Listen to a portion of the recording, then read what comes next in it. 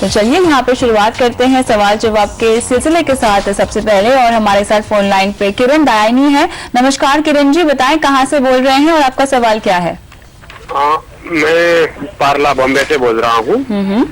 मेरा सवाल यह है कि मेरा जो टिल मार्च का मेरा जो इन्वेस्टमेंट पैटर्न था फोकस फंड में, सॉरी म्यूचुअल फंड में, ICICI focus blue chip fund 17,000, ICICI Pru dynamic 10,000, IDFC premier equity 7,500, ठीक है, HDFC mid cap 9,500, Birla frontline 9,000, HDFC equity 8,000, Franklin smaller company fund 5,000, जिसमें मेरा एक्सपोजर कंपैरेटिवली लार्ज कैप में ज्यादा था।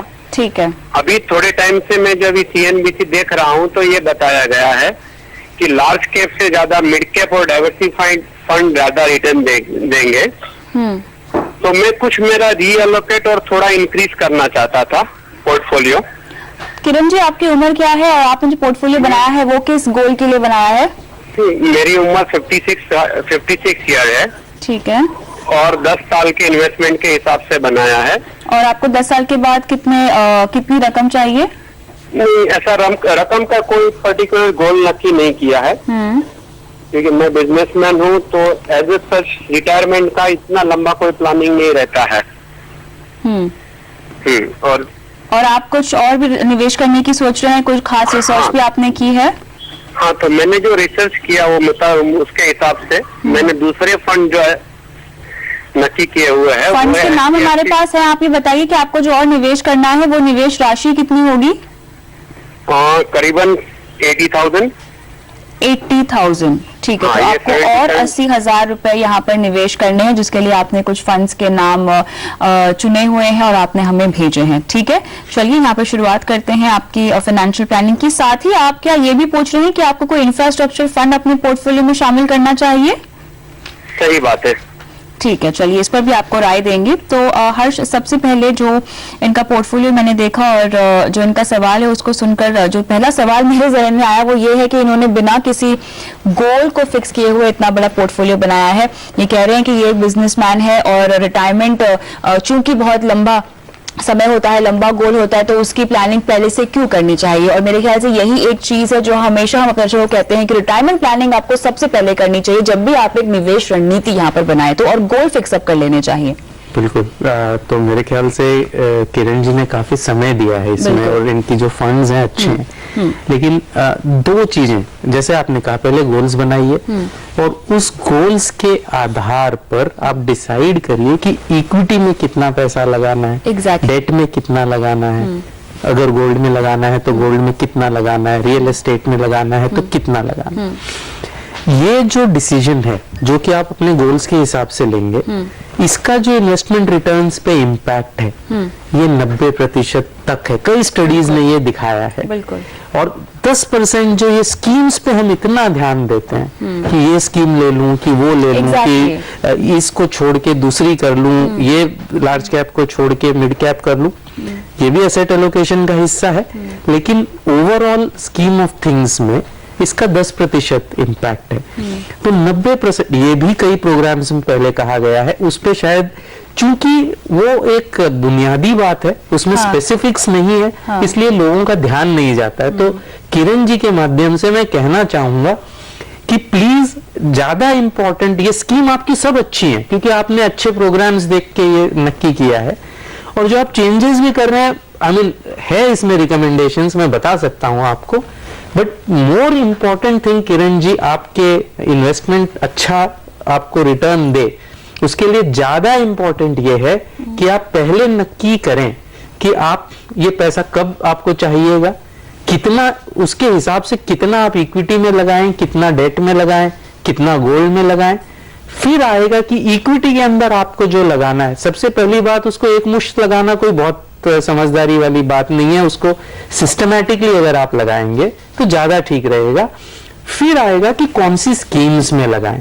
इनफैक्ट ऑल दी स्कीम्स जो आपकी हैं करीबन अच्छी है, इनफैक्ट बहुत ज्यादा स्कीम्स हैं आपकी, इतनी ज्यादा स्कीम्स में न लगाएं। बिल्कुल। अगर 65-66,000 का इन्वेस्टमेंट है और ऑनगोइंग कोई सिप मुझे नहीं लग रही आपकी है, अगर ऑनगोइंग सिप भी नहीं है तो बहुत ज्यादा 7 या 8 फंड्स हैं आपके, मेरे ख्याल से लार्ज, ये ओवर डाइवर्सिफिकेशन है। लार्ज कैप का आप एक स्टॉक रख लीजिए, एक स्कीम, एक मिड और स्मॉल कैप का रख लीजिए, एक डाइवर्सिफाइड का रख लीजिए।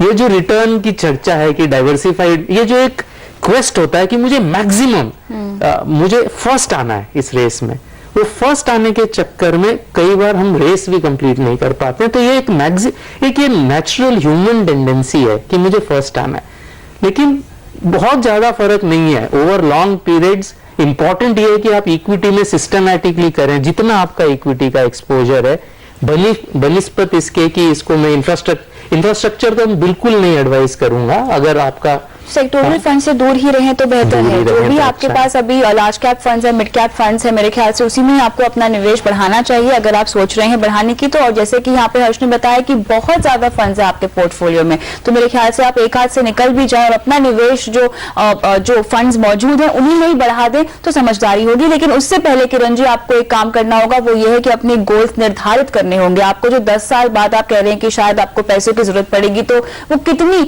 रकम होगी जो आपको जिसकी जरूरत होगी, और जो आप निवेश कर रहे हैं उसको आप कहां इन्वेस्ट करेंगे, इन सब के बारे में आपको सोचना होगा। लेकिन हर्ष, जैसे कि जब हम इन्वेस्ट करते हैं तो 2 तरह के ऑप्शंस हमारे सामने आते हैं, ग्रोथ ऑप्शन और डिविडेंड ऑप्शन।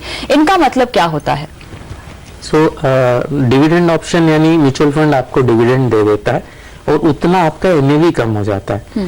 तो क्लियरली म्यूचुअल फंड में डिविडेंड का 2 तरीके से एडवांटेज हो सकता है, बहुत ज्यादा मतलब नहीं है, या तो लिक्विडिटी या टैक्स एडवांटेज। तो टैक्स एडवांटेज नॉर्मली होता है अगर आप बहुत हाई टैक्स पेयर हैं, ओके, अगर 30.9% है या कॉर्पोरेट हैं 34% है, तो चूंकि आप सरचार्ज वगैरह दे रहे हैं, तो आप डेट स्कीम्स में चूंकि डिविडेंड डिस्ट्रीब्यूशन टैक्स कम है और आपको लिक्विडिटी भी वो चाहिए, तो आप उसमें डिविडेंड ऑप्शन चुन सकते हैं फिक्स्ड इनकम में। या जैसे कोई क्लोज्ड फंड्स हैं, जैसे ईएलएसएस में 3 साल का लॉक इन है, या क्लोज एंडेड फंड्स है, उसमें लिक्विडिटी के लिए आप डिविडेंड को चुन सकते हैं। बाकी डिविड आर्बिट्राज फंड्स है, उसमें लिक्विडिटी भी चाहिए, टैक्स एडवांटेज भी है, क्योंकि वो बेस में डिविडेंड, ये 2-3 अगर चीजों को निकाल दें तो मुझे डिविडेंड का ऑप्शन ही एक्चुअली समझ में नहीं आता। बहुत ही सोफिस्टिकेटेड इन्वेस्टर्स के लिए है dividend option, because even fixed income में अगर मैं 1 साल रुक सकूं और उसके बाद अगर मुझे लिक्विडिटी चाहिए तो टैक्स एडवांटेज है, मैं उसको सिस्टमैटिकली विड्रॉ कर सकता हूं रादर देन उसको डिविडेंड लूं जिसमें म्यूचुअल फंड उस पर डिविडेंड डिस्ट्रीब्यूशन टैक्स देगा और उतना एनएवी मेरा गिर जाएगा। उससे अच्छा यह है कि मैं सिस्टमैटिक ग्रोथ फंड में डालूं, 1 साल बाद सिस्टमैटिकली विड्रॉ करूं, इंडेक्सेशन बेनिफिट की वजह से मेरी टैक्स लायबिलिटी बहुत लो होगी। तो डिविडेंड बहुत ही कम, डिविडेंड जो ऑप्शन है म्यूचुअल फंड्स के संदर्भ में बहुत ही कम, जिसे कहते हैं ऑप्शंस, बहुत ही कम ऐसे सिचुएशंस हैं जिसमें डिविडेंड ऑप्शन का फायदा है, वरना मेरे ख्याल से एक आम आदमी के लिए तो करीबन हर सिचुएशन में ग्रोथ ऑप्शन ही बेटर है। और डिविडेंड रीइन्वेस्टमेंट ऑप्शन भी होता है यहाँ पर। तो डिविडेंड रीइन्वेस्टमेंट ऑप्शन तो मुझे बिल्कुल नहीं समझ में आता, बिकॉज जैसे मैंने कहा 3 लिमिटेड है जहां पे आपको लिक्विडिटी चाहिए और टैक्स एडवांटेज है। तो अगर लिक्विडिटी चाहिए तो रीइन्वेस्टमेंट आप ऑब्वियसली क्यों करेंगे, और टैक्स एडवांटेज तो है, फिर उसको रीइन्वेस्ट आप क्यों कर रहे हैं। तो मतलब रीइन्वेस्टमेंट ऑप्शन तो बहुत ही एक सोफिस्टिकेटेड उसका रीजन हो सकता है कि मेरे को बुक कर लेने चाहिए प्रॉफिट जब टैक्स सिचुएशन जब 0 लग रहा है, फ्यूचर में टैक्स के लॉस चेंज हो जाए, क्या पता long term capital mutual funds में टैक्स लग जाए, तो इसलिए आज डिविडेंड ले लूं, आज एग्जेम्प्ट है और उसको फिर से री इन्वेस्ट कर देता हूं। तो ये बहुत ही ज्यादा, जिसे कहते हैं ना कि बहुत ज्यादा पढ़े लिखे इन्वेस्टर्स का काम है। तो यहाँ पर ग्रोथ ऑप्शन सिलेक्ट करने में ही समझदारी है। इसी के साथ फिलहाल योर मनी में वक्त है एक ब्रेक का। ब्रेक के बाद बताएंगे 10 साल में कैसे जोड़े 1 करोड़ रुपए। बने रहिए हमारे साथ।